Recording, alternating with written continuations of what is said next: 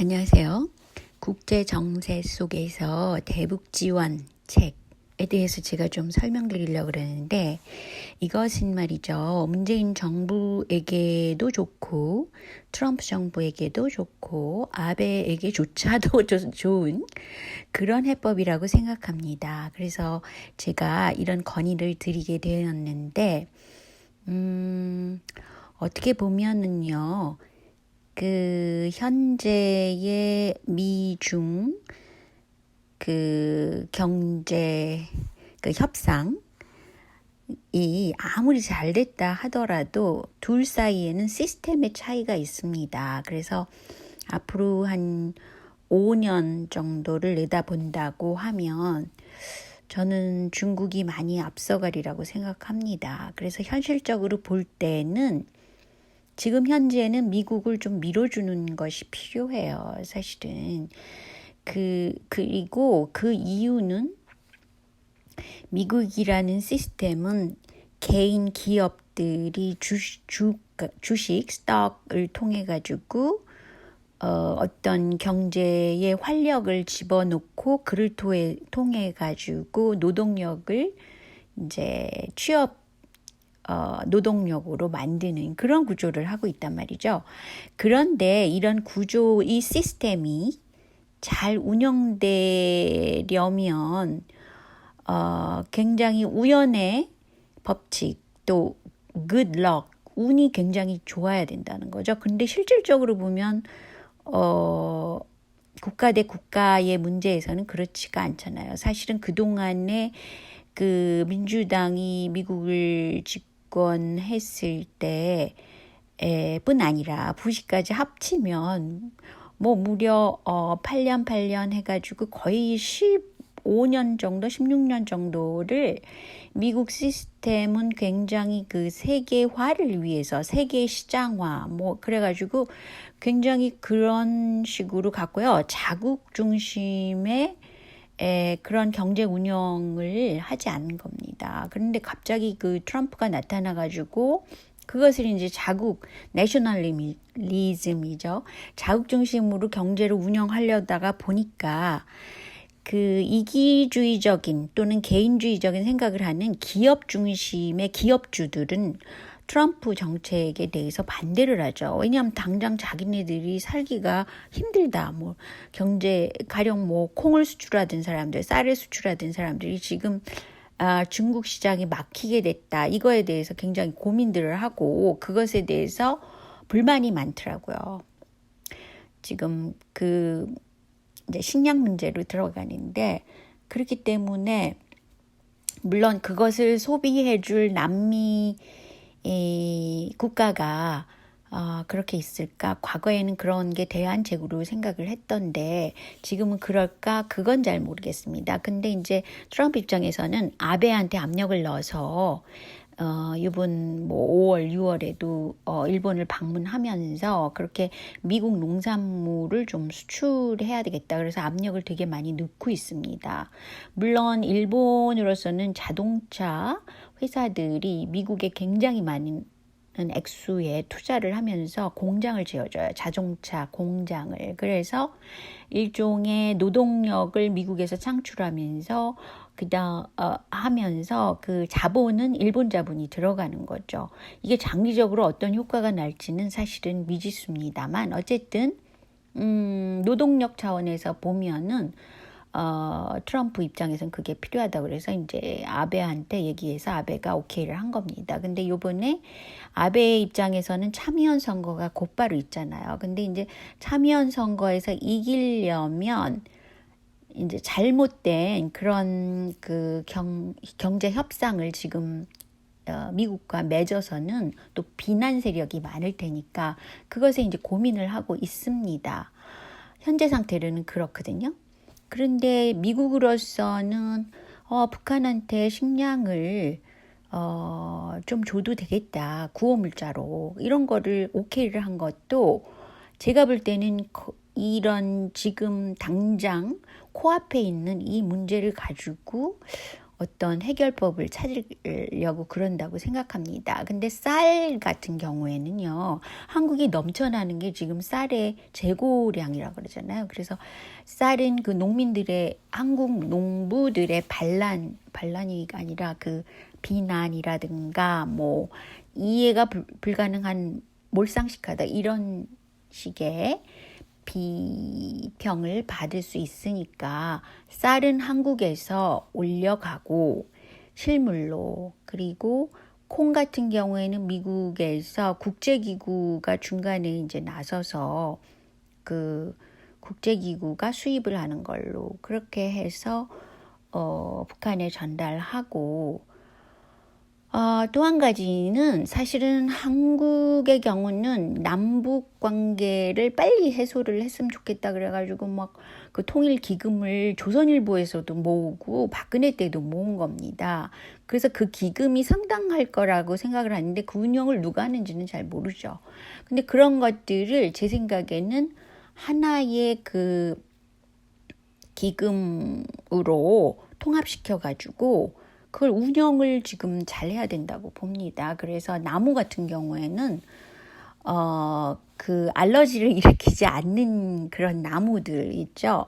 그런 거를 북한에 묘목으로 빨리 많이 줘서 민둥산을 없애는 그런 방안이 일단은 그 인도적인 차원에서 그 세 가지를 하고, 그리고 또 한 가지는 그 뭐 결핵이라든가 기타 그 약을 빨리 줘야 된다. 그러면 그런 의료적인 거는 허용을 하는 거죠. 그래서 그런 거를 빨리 협상을 하는 게 지금 좋은 때라고 생각합니다. 왜냐하면 하나의 카드를 제시할 게 굉장히 좀 있잖아요.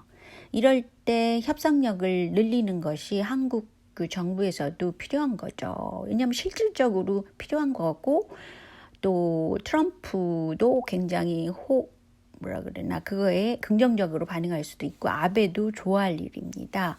그래서 사실은 그런 문제를 가지고 협상을 했으면 오히려 굉장히 타이밍이 좋다고 생각합니다.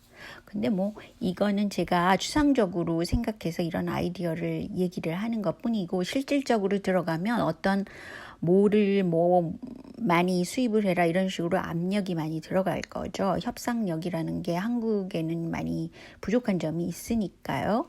근데 이제 그런 것을 대책을 잘 세워서 한국 내의 그 정치 상황, 그런 걸 하나의 카드로 또 얘기를 할 수 있죠. 이렇게 재고량이 많은데 곤란하다 뭐 이런 식의 것.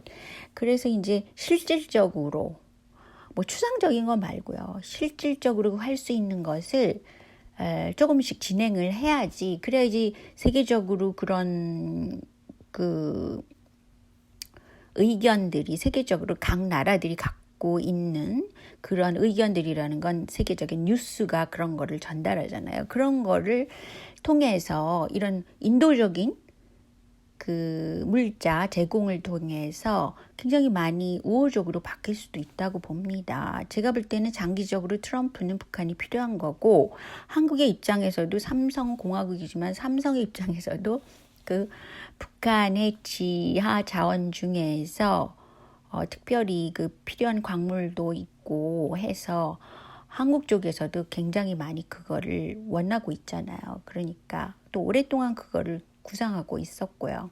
그랬기 때문에 지금이 굉장히 좋은 시기라고 생각하는 거죠.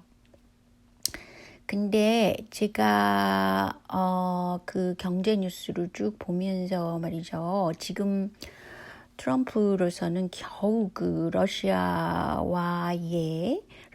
뭐 선거에 개입을 했다 뭐 이런 식으로 굉장히 그걸 가지고 뮬러가 판단을 한다 뭐 이래가지고 그거를 이제 법적으로는 판단이 났어요. 트럼프는 잘못이 없었다, 개입이 안 했다. 뭐 사실은 실질적으로 보면은 미국 민주당이 오히려 굉장히 힐러리가 굉장히 거기에 많이 그 연루된 그런 문제가 있긴 합니다. 그렇지만 일단은 트럼프로서는 법적인 그런 게 이제 해결됐으니까 의회에서도 많이 그 트럼프로 하여금 자국 중심의 경제를 운영하도록 굉장히 서포트를 해야 되는데 그렇지 못하고 있어요. 뭐냐면은 이번에는 그 6년간의 과거에 그 세금 낸 거에 대해서 뭐 탈세를 했다 이거죠. 그런 자료를 제시를 해라 의회에다가. 뭐 이런 짓을 하고 있는 겁니다. 이거 보고 제가 너무 한심하다고 생각하는 것이 비록 미국 시스템은 그 프랑스 시스템이 많이 도입된 것 같아요. 의회 쪽인 것이 꼭 그렇다고 볼 수는 없죠. 영국 쪽인 것이 많이 도입이 되다고 볼 수 있는데 그 대통령의 권한이 굉장히 많이 그 적다고 볼 수 있어요.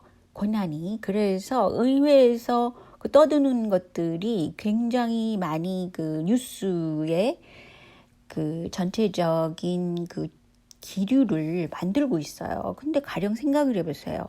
대통령 되기 이전에 재산신고 그런 거 할 때 이미 이거는 하나의 후보로서 검증이 된 거다. 미국으로서는, 미국 트럼프로서는 그렇게 밀고 나갈 수 있는 겁니다. 왜냐하면 일단 말도 안 된다. 왜냐하면 대통령 후보였을 때 이게 거론됐어야 되는데 그 당시에 거론되지 않았기 때문에 지금에 와서 대통령으로서 이렇게 할 일을 하려고 정말 스트레스 받으면서 이렇게 일을 하고 있는데 오로지 미국을 위해서 사실 그렇거든요. 트럼프의 입장에서는 하고 있는데 이렇게 의회에서 딴지를 계속 또 미국 민주당에서 딴지를 부리고 한다는 거는 국가적인 손해다. 뭐 이렇게 결론을 내서 그런 걸로 밀고 나갔으면 좋겠습니다. 아니 세상에 어떻게 대통령을 뽑아놓고 그렇게 하고 한 날 이렇게 못 살게 굴 수가 있습니까? 제가 이재명 지사 문제도 뭐 이재명이 일을 잘하는데 그렇게 괴롭히는 거에 대해서 제가 공정하지 않다고 생각하지만 트럼프에 대해서도 마찬가지예요. 미국 민주당이 굉장히 그 조작성, 음모성 이런 짓을 굉장히 많이 하는 정당이거든요. 그러니까 그 뉴스에서 괜히 그 트럼프의 잘못을 끄집어내가지고 그걸 부풀려가지고 대중화시키는 그런 힘이 굉장히 강해요. 그리고 그런 문제를 볼 때는 미국 제도가 정치 제도적인 면에서 중국에 비해서는 굉장히 중앙 집권을 할 수가 없구나 이렇게 결론을 내는 겁니다. 중국은 지나치게 중앙 집권적이잖아요. 어쨌든 근데 이제 많은 그 분권화된 것을 그래도 정당이라는 건 뭐 공산당을 당의 하나잖아요. 그걸 통해 가지고 이렇게 탑다운으로 위에서 아래로 그냥 그 정책을 단도직입적으로 마구 세울 수 있다는 거죠. 물론 거기에선 잘못도 있고 비인간적인 것도 있고 뭐 그런 게 나오겠지만 실질적으로 경제 운영에 대해서 정치라는 건 경제를 어떻게 운영하느냐 그런 거를 결정하는 게 정치잖아요. 그런 면에서는 중국 시스템이 훨씬 더 효율적이다. 이렇게 볼 수 있습니다. 그래서 장기적으로 본다면 또다시 미국 민주당이 뭐 집권을 해가지고 그런 대통령을 낸다. 겉으로 볼 때는 아무런 문제가 없을 듯 하지만 실질적으로는 더욱더 미국 경제가 그리 좋게 되지는 않을 것 같습니다. 뭐 어쨌든 간에 지금은 트럼프 시대니까 트럼프로 하여금 일을 하게 하고 또 어떻게 해서든지 그 지금 중국, 일본 이런 대치점에 있는 트럼프가 한반도 문제를 빨리 해결을 해줬으면 좋겠죠. 지금 이미 그 선거가 미국에서 진행됐다고 보는 사람이 많아요. 선거가 이제 차기 대권을 위해서 시작됐다라고 보는 사람이 많기 때문에 트럼프를 그냥 많이 공격하는 거예요. 미국 민주당에서는. 그래야지 자기 후보가 뜬다고 생각하는 거죠. 그런데 이제 조금 다른 문제도 있지만 아무튼 오늘은 여기까지만요. 안녕히 계세요.